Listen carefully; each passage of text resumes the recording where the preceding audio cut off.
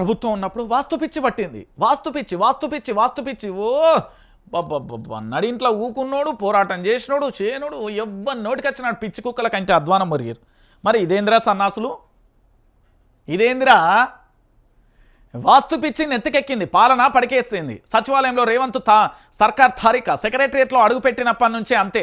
Lucky number ఆధారంగా ముఖ్యమంత్రి పరిపాలన 6వ అంతస్తు నుంచి 9వ అంతస్తుకు సీఎంఓను మార్చేందుకు యత్నం. తూర్పు నుంచి ఈశాన్యానికి ప్రధాన మహద్వారం మార్పు, వచ్చి వెళ్లే దారులలో మార్పులు. వీటి కోసం దాదాపుగా 3.20 కోట్ల కేటాయింపులు. కాన్వాయ్లో 9వ నెంబర్కు ప్రాముఖ్యత. అడుగడుగున వాస్తును పాటిస్తున్న ఆ సీఎంతో పాటు మంత్రులది కూడా అదే దోవ. ఇల్లు పీకి పందిరి వేసినట్లుగా బంగారం లాంటి సచివాలయాన్ని వాస్తు పేరుతో చెడగొడుతున్నారని సీఎం రేవంత్ రెడ్డిపై విమర్శలు వెల్లువెత్తుతున్నాయి.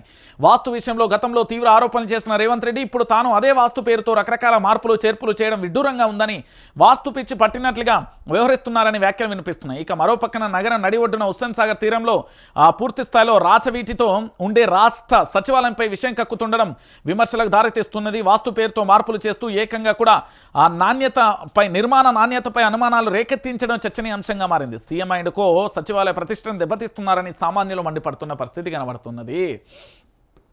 వాస్తు పిచ్చి ఇది ఎంత స్థాయిలో మారిందంటే కులపిచ్చి కులగజ్జి కంటే అధ్వానంగా మారిపోయింది మా నేతలకు. వీళ్ళు ఏమన్నా చేస్తారా అంటే ఏమీ చేయలేని పరిస్థితి కనబడుతుంది ఈరోజు. ఎంత ఘోరమైన విషయం అంటే యావత్తు తెలంగాణ సమాజం కూడా ఆలోచించాలి. చాలా బాధాకరమైన విషయం, చాలా విడ్డూరం ఇది. వాస్తు పిచ్చితోని పరిపాలన పడకేసిండ్రండి. అరే భయ్, ఎన్నికల ప్రచారాన్ని పోయినప్పుడు వాస్తు పాటించినవారా, మేనిఫెస్టో పోయినప్పుడు వాస్తు పాటించినవారా అని తెలంగాణ ప్రాంత బిడ్డలందరూ వాళ్ళు డిస్కషన్ చేసుకుంటున్నట్ల.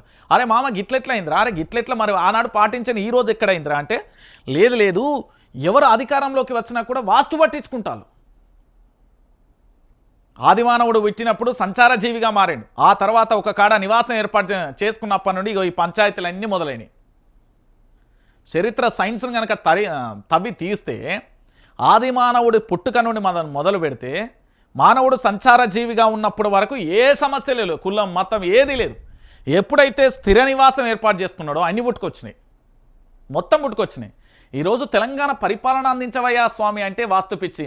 ఆ గోపురం కూడగొడదామా, తాను నుండి పెచ్చులు కూడగొడదామా, గేటును బంద్ చేద్దామా, ఇది బంద్ చేద్దామా, ఏంది ఇదంతా పంచాయతీ? ఎంత దారుణం అంటే ఇంతకంటే ఘోరం ఇంకేముంటుందండి తెలంగాణలో?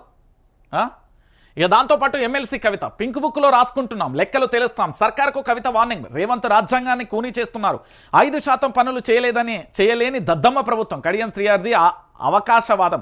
ఉప ఎన్నికలు వస్తే బీఆర్ఎస్ పార్టీదే విజయం, బీసీలకు 42% రిజర్వేషన్లు కల్పించాలి. జనగామలో ఎమ్మెల్సీ